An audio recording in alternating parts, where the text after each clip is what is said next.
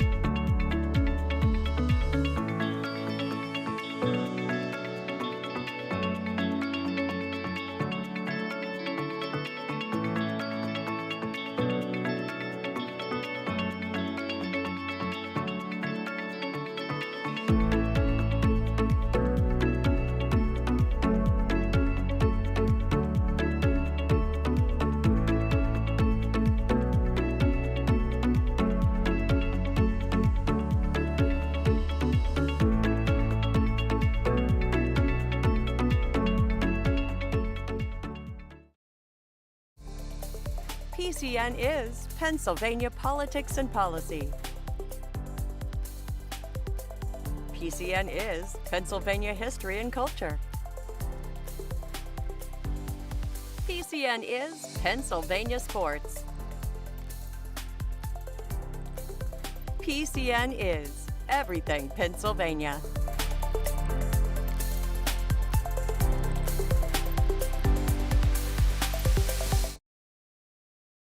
PCN proudly brings you coverage of the Pennsylvania State Legislature. We bring you the State House and Senate floor proceedings as they happen, unedited and complete. Our mission includes committee meetings, budget hearings, interviews with prominent legislators, and other public policy forums. PCN is your destination for the best in Pennsylvania legislative coverage on cable and PCN Select. PCN is Pennsylvania Politics and Policy. Why should you consider donating to PCN? Because PCN is your network for everything Pennsylvania. More politics and policy, intriguing history and culture, and the best in high school sports. On cable and streaming, you get more of Pennsylvania with PCN. Please consider donating today. PCN is everything Pennsylvania.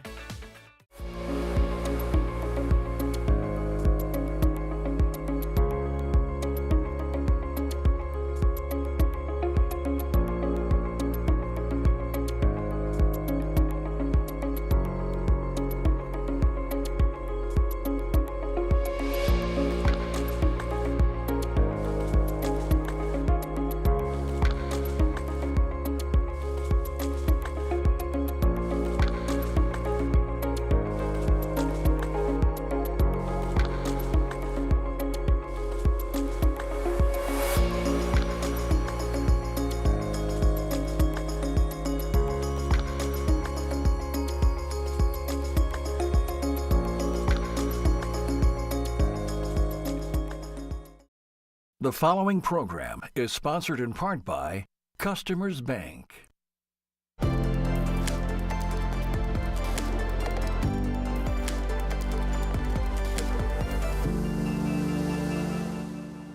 Welcome to the PCN Capital Preview. I'm Francine Schertzer. Today we'll discuss AI regulations in Pennsylvania.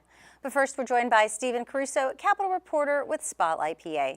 The state budget's due tomorrow, June 30th. You recently wrote that the state's rainy day fund is likely to be considered as a last resort sort of reserve funding. For those that are unfamiliar, what is the rainy day fund? So the rainy day fund is basically the state's savings account. In the same way, viewers at home might have a checkings account, a savings account. This is money that's been squirreled away pretty painstakingly over the last 4 or 5 years. Most of it coming because the state had better revenues than expected during COVID, plus a lot of federal funds coming in to backstop state dollars. So the state was able to save away some money, but we never really addressed the underlying financial issues of the Commonwealth, which is why we are here now. Those in general surplus funds we're at about 15 billion in about 2022, and they've just been, due to deficit spending over the last few years, been going down and down and down. We're now left with about half of that, all in the rainy day fund, sitting there. And so far, Senate Republicans have made clear preserving as much of that as possible is a top priority. But then we go down the list of things that potentially folks want to spend money on, and it's going to become tricky pretty quickly. And that's what I think closed door talks are going to focus on a lot. What would need to happen for lawmakers to pass the budget without touching the rainy day fund?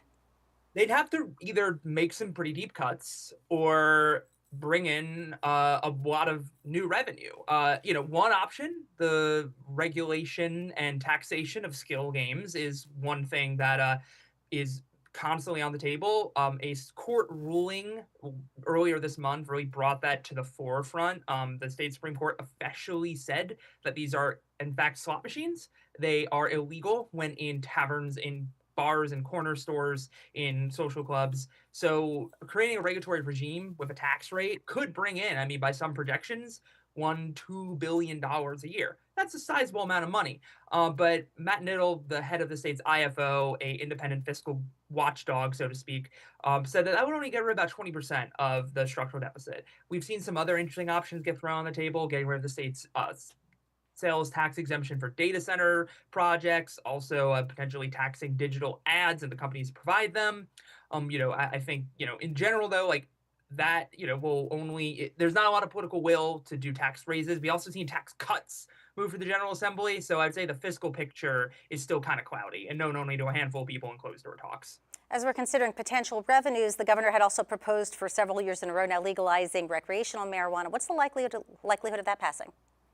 Well, I think I didn't mention it because it seems quite low. A cannabis control board in the Pennsylvania Senate failed a few weeks ago when Democrats voted against it. They said because they thought it didn't go far enough in protecting folks who have been charged with marijuana in marijuana court cases, for possession, for distribution, also wanting to see full legalization. But, we just have not seen the votes in the state Senate to do that. Republicans have some, I think, pretty deep divides over doing that. Some Republicans voted no on that bill, too. So, again, we kind of go back to the political questions of, is it good policy, or, are people supportive of it? And so far, at least in the upper chamber in the state Senate, the answer so far has been maybe question mark, and they just haven't been able to get the votes. You had written that there are also budget maneuvers that lawmakers have used to make it look like they're balancing the budget without actually addressing our fiscal problems. Can you explain what some of those tactics are? Yeah, so some of it could be one-time revenue. In some ways, the federal government handing out additional money during COVID, I think, is probably, a lot of folks would argue, as necessary as that was to deal with rising healthcare costs and all of the trickle-down effects of a pandemic. That was one-time dollars. So, you'd also say the expansion of gambling. But we also can get into more interesting ones. There was the lease of the state's farm show complex under Governor Wolf. You could also just move money around. The government can kind of just, push expenses forward, backwards on its books to try and just make numbers look better for one vote in time. And, then try to deal with it through supplementals, the idea of appropriating extra money for expenses that weren't foreseen. That's also been a common tactic. The Nonpartisan Walker Alliance has said that, Pennsylvania is among the worst at doing these one-time endeavors to try and make the books look balanced when they are in fact not. And it's a deep trick of books and a deep book of tricks that I assume could potentially be brought to play this year if needed. You noted that lawmakers are also considering tax cuts such as eliminating the tax on utility companies. How would that affect the state's bottom line? I mean, that would potentially be a $1.5 billion loss to the state every year. I think haven't seen a full 5-6 year projection of that, but that's what it looks like. Definitely, we're talking $1 billion in annual revenue. So it's one of those things that I think seems politically popular because utility bills are soaring and economists are split, but some of them do say that gross receipts tax, which is what this is, which isn't on profit, but revenue. All the revenue is really easy to pass on to customers. So, I think the thought is we get rid of this tax, consumers will see less of a price or see a lower price on their bills. But, that also is costing the state revenue. And then if you have to find $1.6 billion in cuts, we're talking about, this is cuts to environmental program, education, human services, SNAP, Medicaid, where are already down the pike going to be some federal cuts coming. So the fiscal picture just continues to get worse and worse if you do go forward with that tax cut. The House passed their version of the budget a little earlier this spring. Have you gotten any insight into how negotiations are going, or any insight into whether the Senate is getting closer to have a budget bill to bring to the floor? I haven't gotten too much insight. I think overall things are quiet, which could be a good sign. Folks are not yapping too much to members of the press or the Sixth Estate of Harrisburg's lobby corps. So that could mean folks are taking negotiations seriously. I should say that it looks like just off of the logistics, we probably couldn't have a budget pass until July 1st. The Senate still needs to vote on that House appropriations bill. And by the Constitution, appropriations bills, just like in the federal government, have to start in the House. So, it's looking like it will probably be a late budget. I would also just say at this point, that's kind of becoming standing operating practices. I think every budget since 2022 has been late by at least a week or two. And then after that, and that you can kind of go like 15 days, and I think most of it doesn't impact anyone. If you start getting to the end of August, folks are going to feel pain. And of course, they felt a lot of pain last year. That budget was 120 days late. Stephen Caruso, Capitol reporter with Spotlight PA, thank you for joining us. Thanks for having me. More of the PCN Capitol preview after this short break. For over 25 years, PCN is proud to bring you exciting moments of Pennsylvania sports. From touchdowns to double plays to the butterfly stroke, PCN brings all the action right to you. PCN is a 501c3 nonprofit television network dedicated to bringing Pennsylvania to you. Please consider a tax-deductible donation today.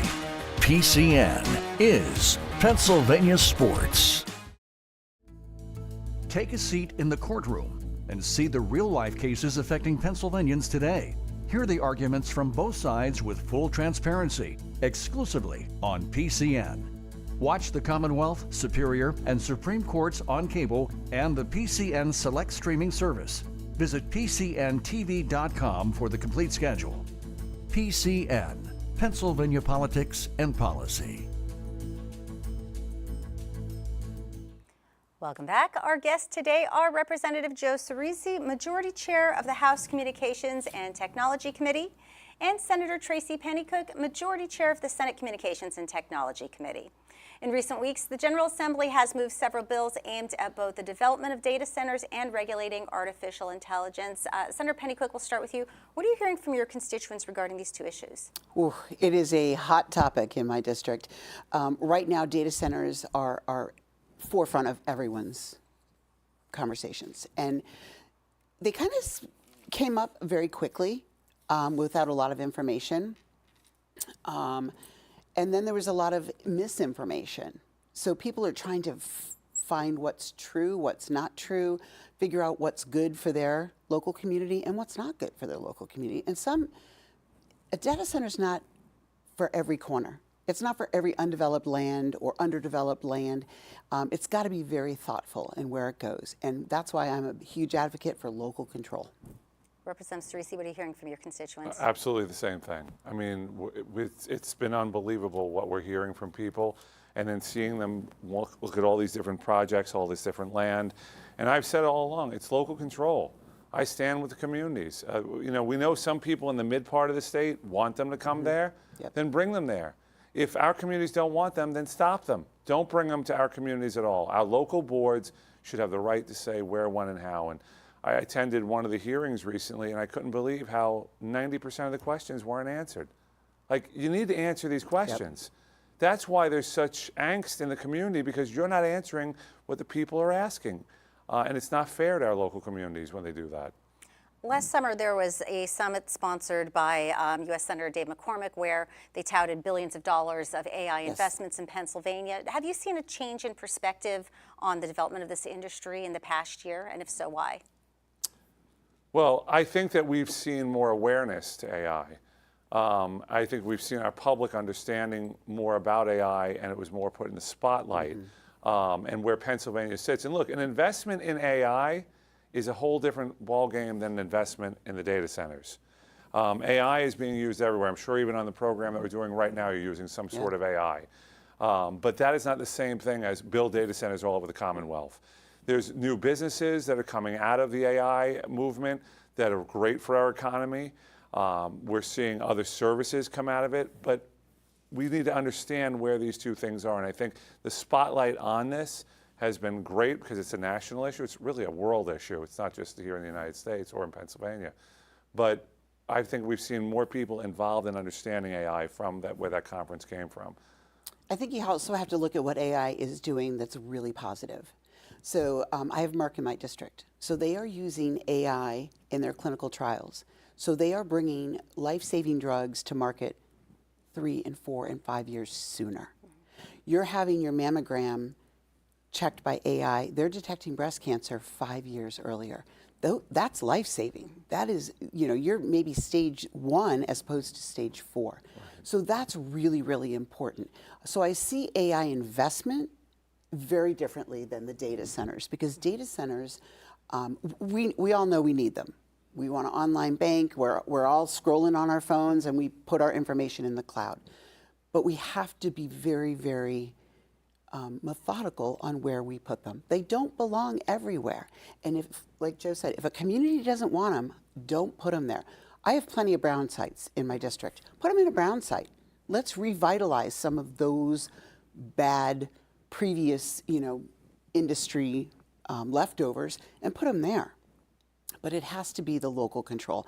I have a package of bills that I just introduced, and it'll keep local control local. But one thing that Joe mentioned that the questions aren't being answered, NDAs. Why is there an NDA? There should be no NDAs. I have a bill that says no, you cannot have an NDA in place. People need that transparency. Our constituents deserve and demand that transparency, and there should be no NDA. There's no reason for an NDA. That bill's running today, my NDA bill in the House. Oh, good. And we'll get it over to the Senate and we'll get it out. 3rd. Yep. Yeah. It's critical. When you hear from local governments or even constituents, what kind of specific concerns are they citing? Well, first of all, when we hear from local governments, the education that they're getting on this, there is none. Yeah. So we elect people to do what they're supposed to do for our communities. We throw them into the fire and tell them, okay, well, you decide what to do with this right now. I mean, when I talk to my local officials, they're like, we got elected and we got all this stuff in. There's not enough time to bring them up to speed on the topics. They're concerned about noise, pollution, air pollution from the hundreds of generators, the water consumption. We've had a lot of wells go dry. Will this continue to hurt the well water? Will the wells go dry? Will we not see water? And of course, what everybody's talking about is our electric bills. They're concerned at how high these electric bills will go. And those are all concerns that we all should have. And there are questions that still can't be answered, because when you ask these questions in a public hearing to these developers, they defer. So there's a lot of research that still needs to be done on it. There are some good things happening, though. The PA Chamber has offered local communities, local municipal leaders to come and have a data center discussion and go on a field trip, which I think is critical. You got to go and look and see. It's not nearly as sexy as I thought it would be. It's kind of boring, but valid concerns about water consumption, energy.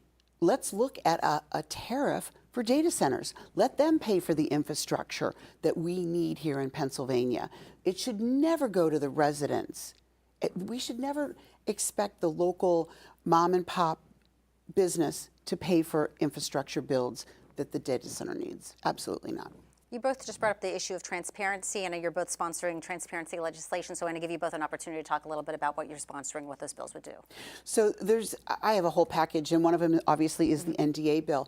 But also, in order for a data center to be approved, you'd have to have 2 publicly announced public hearings. Let the residents come, ask questions, hear what's going on. Don't do it in the dead of night behind closed doors where no one knows what's going on. I think that's really important. I'm a huge advocate for bring your own energy. You want a data center, you bring your own energy. You cannot rely on the grid. That's for the local consumer, the small business. That's for the residents. That's not for data centers. One of the most important things I think is no foreign ownership. We have to maintain our national security, and we've got to look at making sure our data is held in our country by Americans. Well, and I think that goes back to the whole NDA deal too, is that you have an NDA signed, no one knows who's building it, who owns it. And again, it doesn't mean that you shouldn't build it, you shouldn't own it, but why can't you know who's coming next door to your house or into your community? I also have another bill we're working on is referendum. Let it go to referendum. A school district has the right to go to referendum to build a new building, to say to the public, do we want this? Right. Let the public say yay or nay. If they say no, it's a no-go. So on major projects, let the public decide. Now, we hear a lot about, well, the money that's going to come into the tax base. When your community understands that, they can weigh their own options. And they should have the right to weigh their options.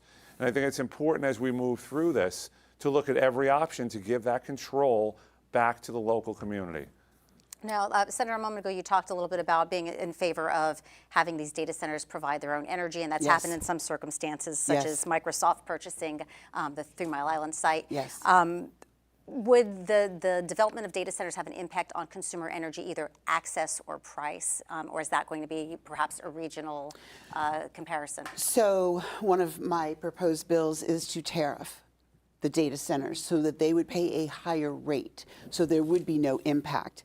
Additionally, if there is a situation where there's a brownout or there's an energy decline, they come offline, residents do not. So we protect the residents' access to energy. The other thing we talked about was water. And we're talking about these huge data centers, but like everything else with computers, we started off in the basement of college universities. And then they're now in our pocket. So as this technology advances, and it's advancing very rapidly, the size and scope is going to get smaller. The energy is going to get smaller.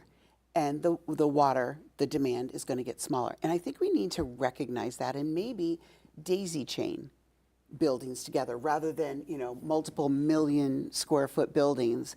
Maybe we do smaller, so that they can be broken off and readapted as the needs change. But I'm a firm believer with Joe, it has to be local control. And I feel like that people kind of forgot about the local control. It's like, no, we are a commonwealth and we need local control. Let the local people decide what's good for their community. I have people in Berks County that love the idea of a data center. We have Limerick, they do not. Then don't put it in Limerick, put it somewhere else. And that's what is so critical.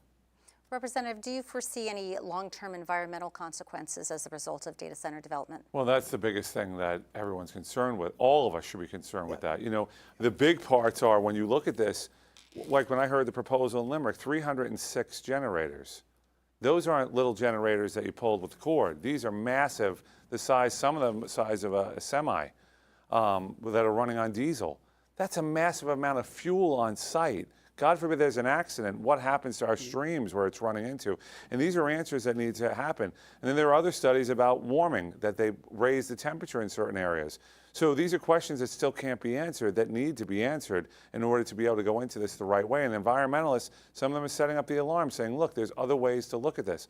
We had a group in our office, and I said to them, can we build them underground?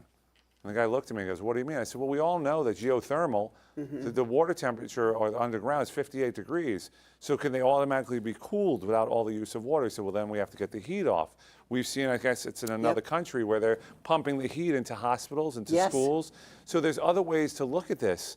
And if we take the time to look at it, I think we'd be at a better place than where we are right now. There was a rally at the Capitol roughly about a week ago calling for a moratorium on data center development. Do either of you support a moratorium, and if so, for what period? So I don't support a moratorium because I don't want to make decisions for communities that want them. I don't think that's the right way to go. I think we will find ourselves behind the power curve, so to speak, because there are people that do want them. And I think it has to be, again, up to local control. When you put the moratorium in place and you say absolutely nothing here, I think you're making a short-sighted decision. Like Joe, I think we have to have all the information. And once you have all that information, I think the locals have to make the best decision. But I don't agree with a moratorium. I really don't. We just passed out of the House a moratorium bill, Representative Friel's bill, that gives the local control to put a moratorium on the project. It gives them 6 months. No, 6 months, 6 months, yeah.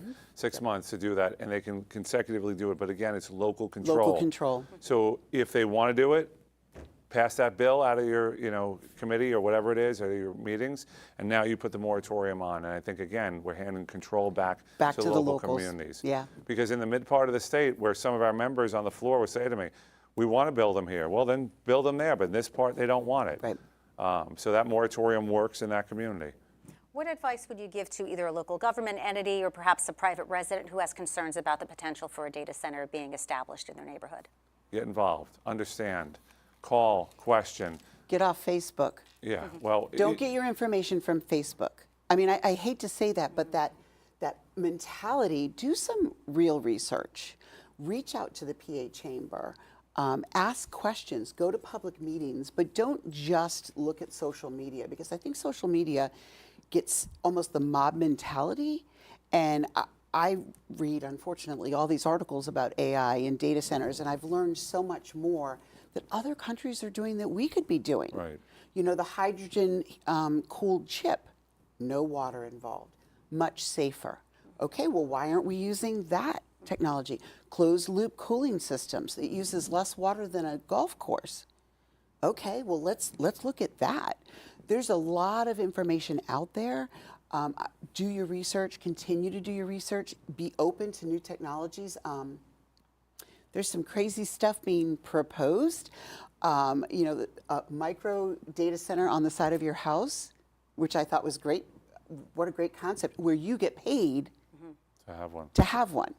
Look at the one they're trying out in the ocean. Yeah, out in the floating, the floating in space. They're talking about putting them in space. So I think you just have to be a little bit more due diligent, almost like a research paper. Do your due diligence. Do your research. Find out. Talk to the opposite side. Well, that's just it. I think that there needs to be conversations. Yeah. When we close off one end or the other, we don't find the right solution. I mean, we need to have people involved in the conversation of where we go with this, how do we go with it. They're coming no matter what. Whether they're coming to our communities or not, that's a whole other argument that we put down. And again, local control. Yeah. But we should understand where we're going with it.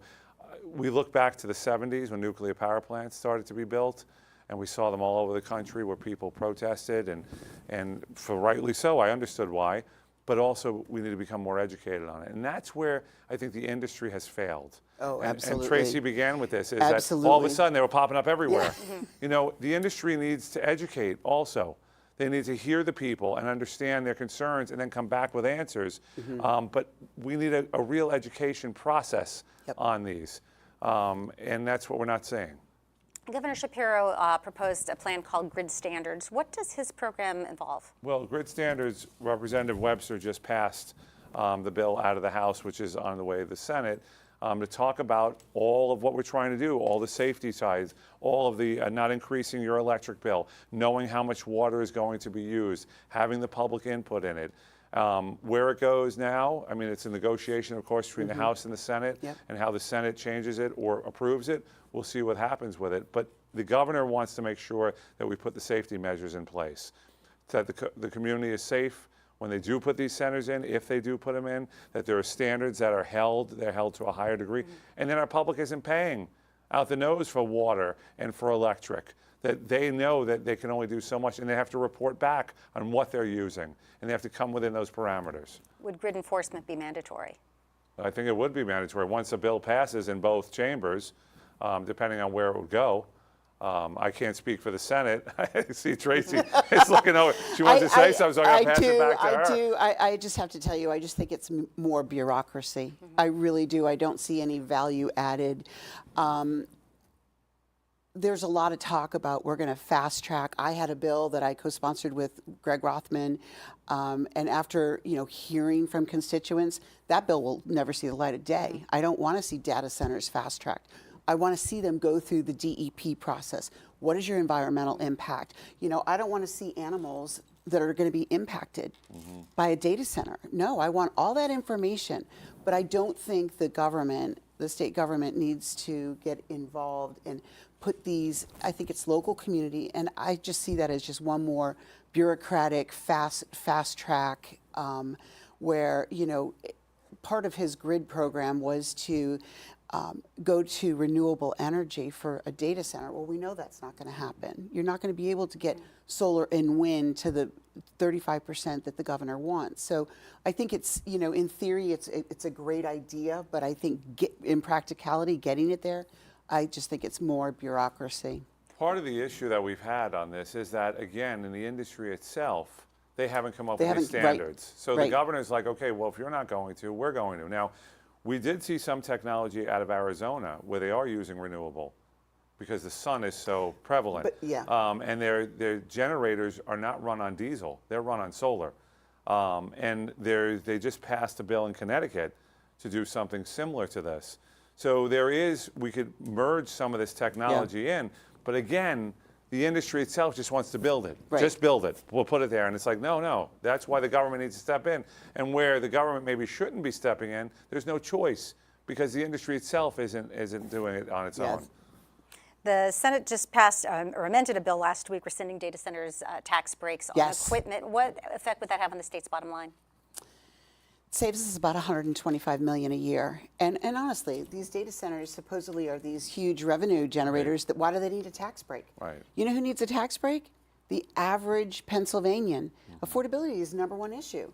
And we've got to worry about our Pennsylvania residents and not a multi-billion-dollar company getting a tax break to come to Pennsylvania.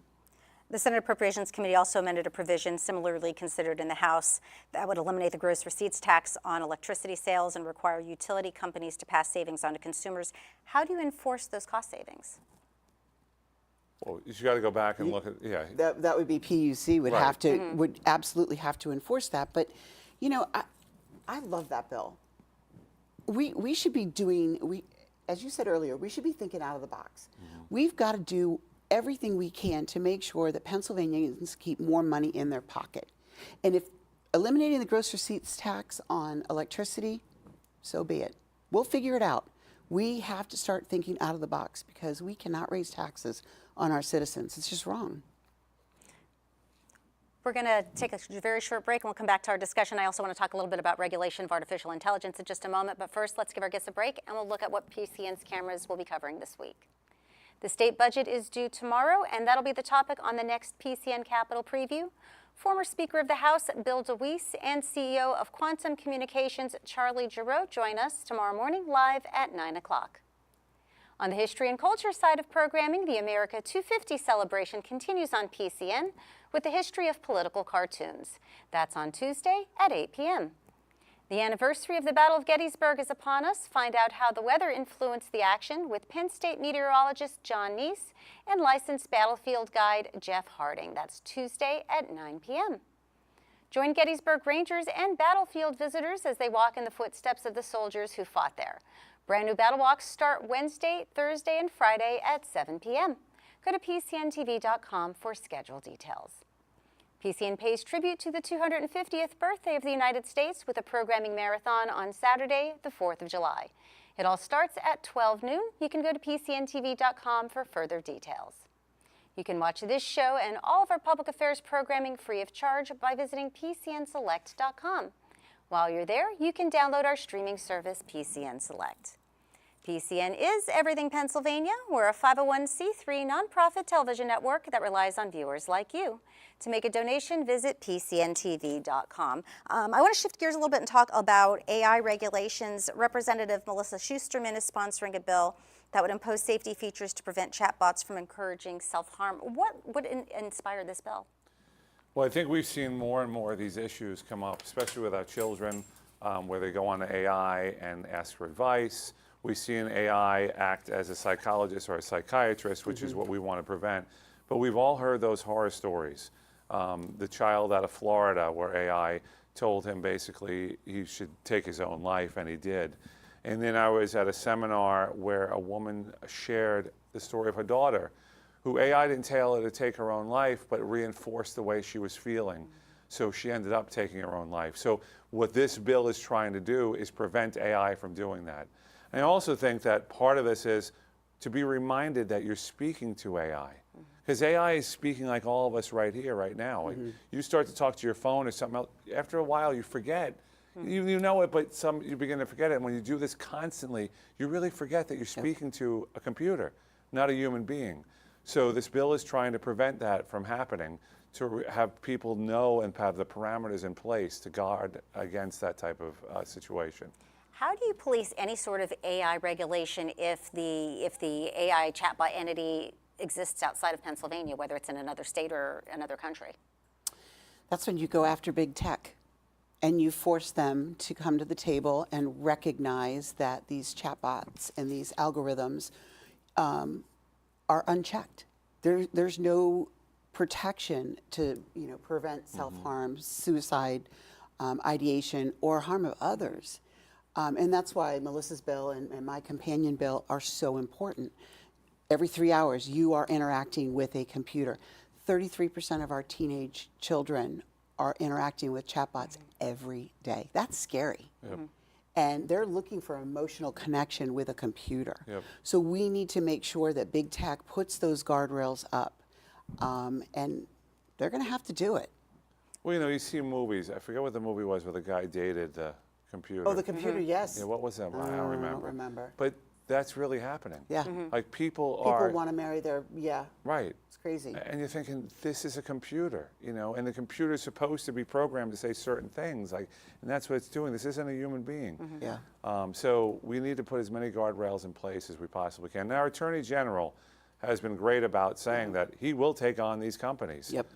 He'll enforce the law, whatever the law comes down to in Pennsylvania. Even if it's not popular on the federal side, he's going to go after them. In May, the Shapiro administration filed a lawsuit alleging character AI created personas that posed as licensed physicians and offered medical advice. What kind of measures would you like to see put in place to protect users? Oh, absolutely. First of all, we've seen this all over the country because no one's taking them to task. So the Attorney General filing a lawsuit, that's huge. Holding them accountable, but we've got to go one step further. We need to make them financially accountable. I have a Notify app ban, which for those of us that are over 20, it takes off, using AI, it takes off the clothes in a picture. And there's no valid reason for anyone to have this app. Every time it's downloaded, if this bill were to be passed, it's a $100,000 fine.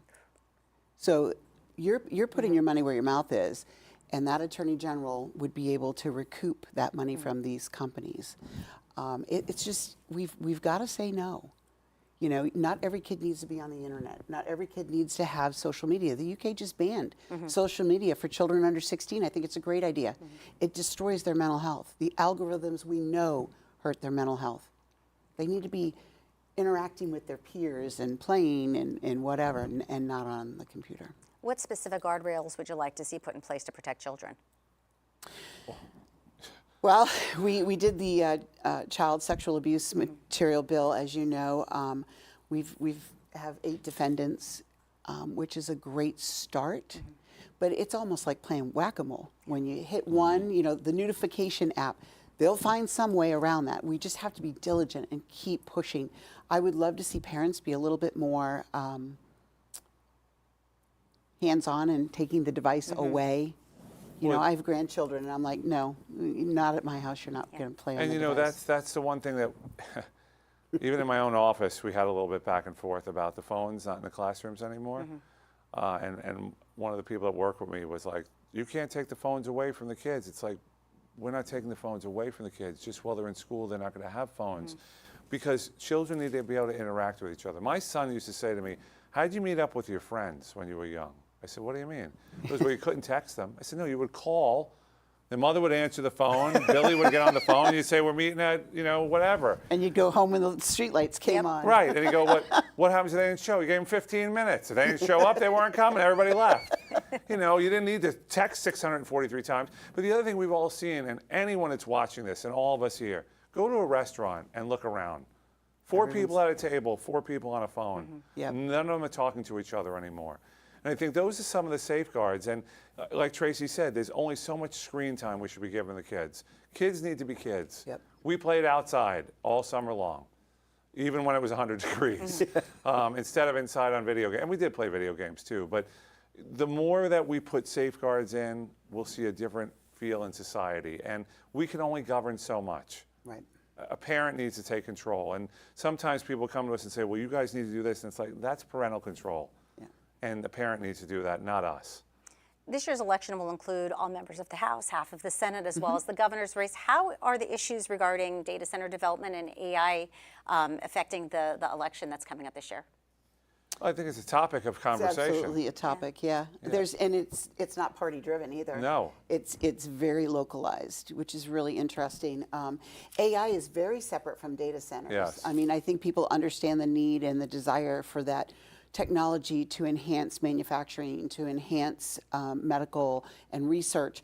But then you look at the data centers, and we're just not there yet. And I'm definitely not there yet. And I think that people are looking to their government for parameters and understanding and education. We passed the bill, my co-chair and I, Jason Ortizai, passed the bill that said PSAs on all of this AI and understanding it. They're looking for us to say, this is where we should be going. These are some of the guidelines, at least to give the educational part of it. And I think that's playing some in these local and the elections this year. It's a topic of conversation more than anything. Yep. How's AI affecting political campaigns? We've all put out bills against what the AI can do. Yeah, well, and my deepfake bill. Yep, that was a big which is one. now in law. That will, definitely put a squash on some of the AI stuff, but it's definitely in play. Oh, yeah. I mean, we saw that in New Hampshire when Joe Biden's voice was spoofed. Don't need to come out. I've already won. That can't happen.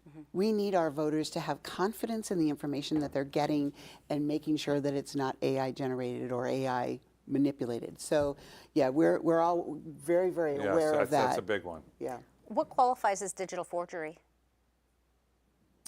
Anything that is intentionally manipulated to harm. Right.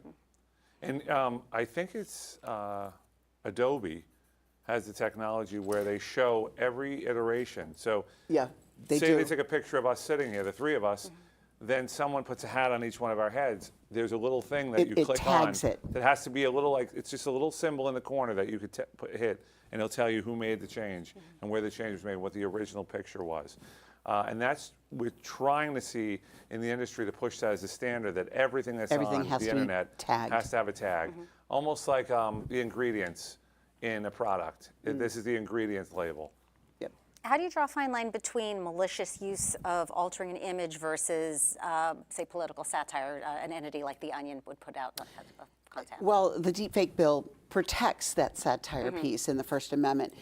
I think you have to have a little bit of a thick skin and just be realistic and say, come on, And it's common funny. sense. And common sense. Funny is outlawed. Right. You can't be funny anymore. You watch the old comedians like a Don Oh, my Rickles gosh, or yeah. the stuff that they used to say and get away with. There is a line where you got to laugh when someone does something. Okay, that was done at a jest, at a comedy.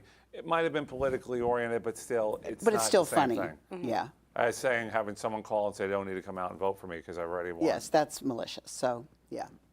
In December of last year, President Trump signed an executive order basically discouraging states from regulating AI for the next 10 years. How does that play out with states' attempts to legislate and perhaps protect individuals? It didn't stop us. It doesn't. And it won't Hasn't stop stopped us at No. one bit. We are going to continue to push forward. And the Attorney General said that Attorney he'll fight General any is, one of those yep. things. Nope. We are absolutely in lockstep on that. Yeah. We are moving forward to protect Pennsylvanians. If we waited for the federal government, I don't even know where we would be. forget I it. mean, I can't even imagine. We are not. We work really well together. Yeah. The two caucuses.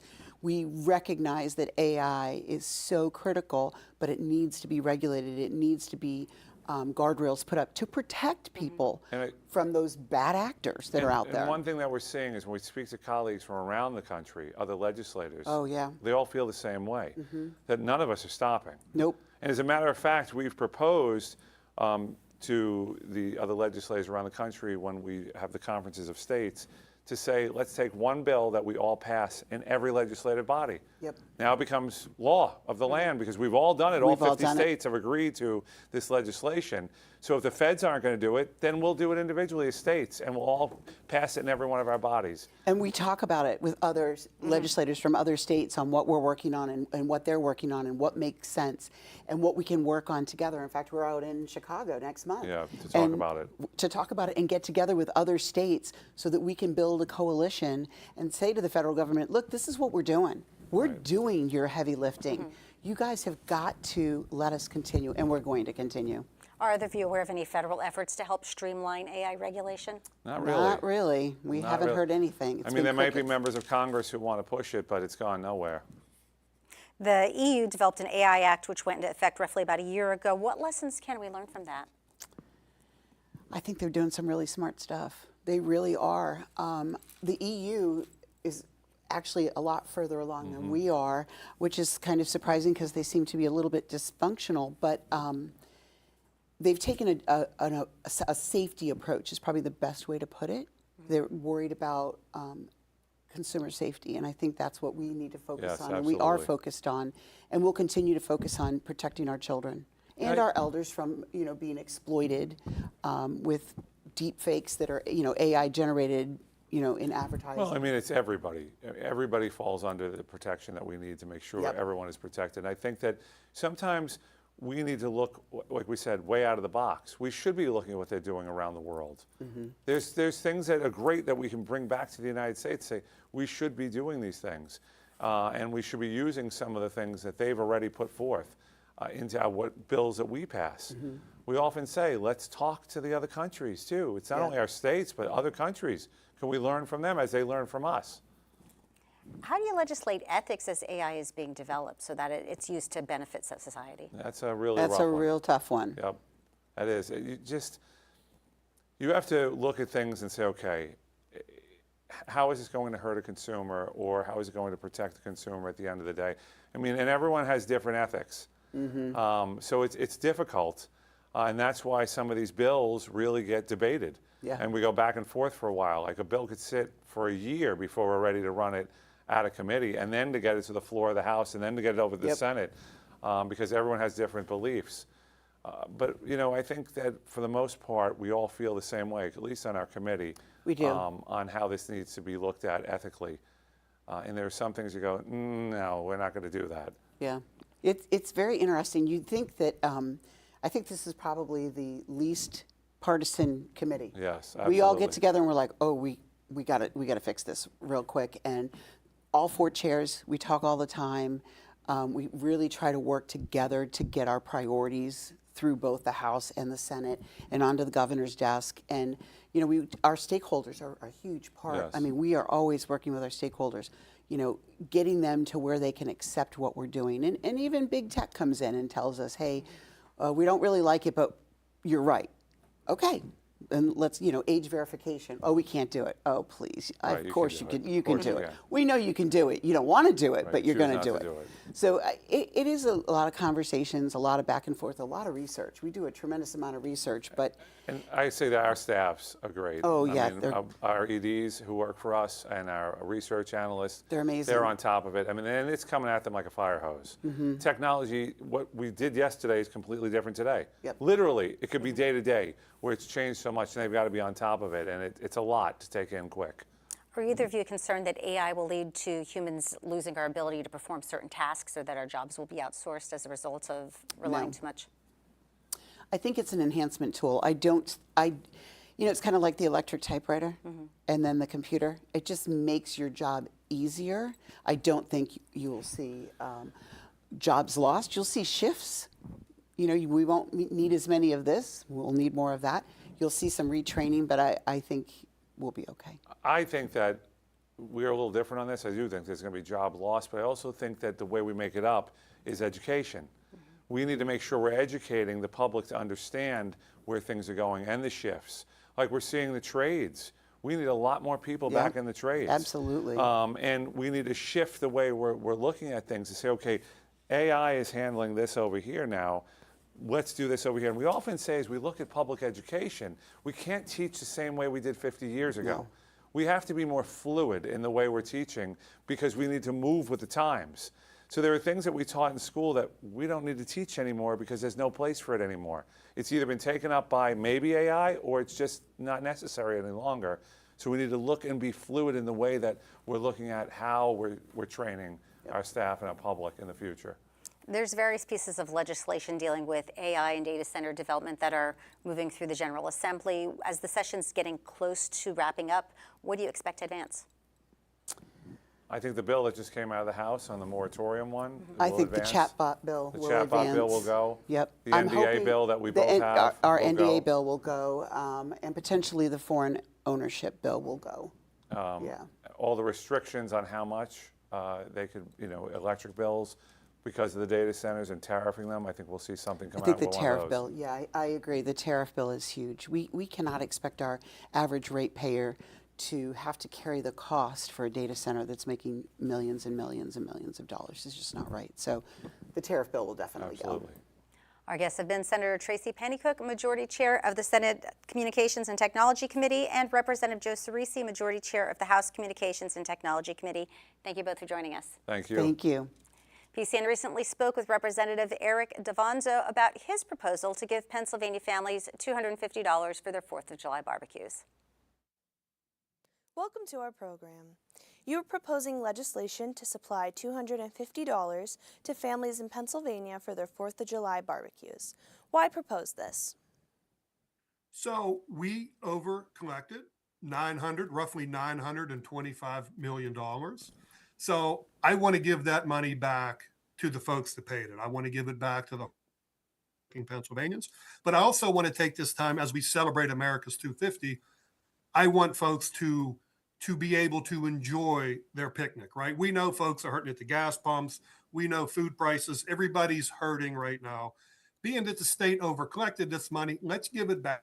Let's not give anybody any reason not to celebrate America. So that was kind of the principle behind it.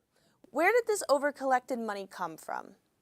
So it would have been tax revenue, so Pennsylvanians overspent, folks have been reaching out. Hey, this is a stimulus. You're gonna create inflation. You're gonna make inflation go higher than it is. You're gonna take money from the budget. This money wasn't for transportation, wasn't for education.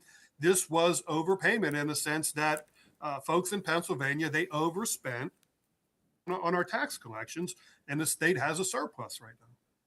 Can you walk us through the process about how the people in Pennsylvania would be able to claim this money? So those specifics wouldn't, I think we would just do it as a normal tax collection, right? Whenever we would do your refunds through your state income tax, you get a refund that way. I think we would just go through that same principle of, hey, if you qualify for a household in Pennsylvania, here's a $250 check for you. Keep it simple. This isn't something, there's no gotcha here. I don't want to collect tax off of folks. Spend the money. We're going to dump it back into the economy. Our small businesses are going to benefit from it, and we will create spending here. How did you come up with the idea for this legislation? Was sitting in a probes when we were, I don't know if it was the beginning of May, but we had this money that was extra, and what better way than to give it back to the folks, right? So I also believe in small government. We shouldn't be living outside of our means, and folks are hurting right now. Let's be clear about that. And if we over collected, it's time to give some money back. And I also believe moving forward, we need to tighten it up out here in Harrisburg. We need to live within our means in Harrisburg. What feedback have you heard regarding this legislation? So most of it's been positive.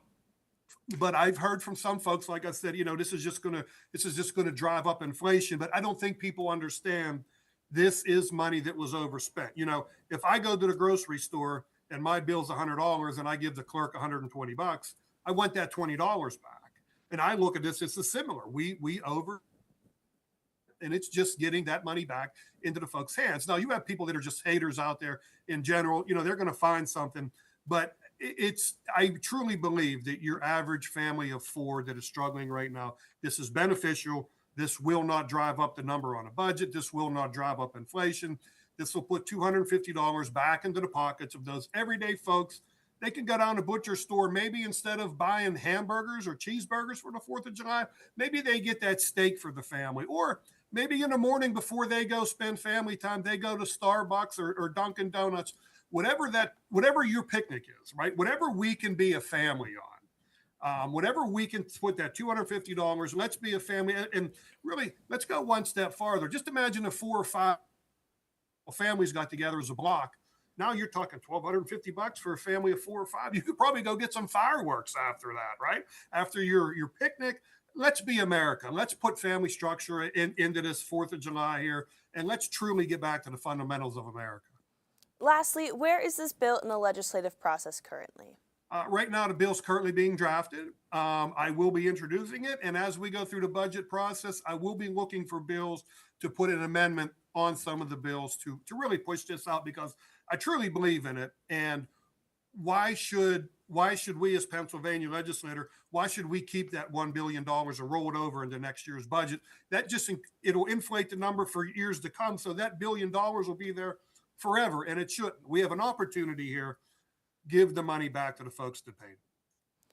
Representative Eric DeVanzo, thank you for joining us. No problem. Thank you. That concludes today's show. A reminder about tomorrow's episode of the PCN Capital Preview. Former Pennsylvania Speaker of the House Bill DeWeese and CEO of Quantum Communications Charlie Giroux join us to talk about the state budget. That's tomorrow live at 9 a.m. I'm Francine Schertzer. Thanks for watching.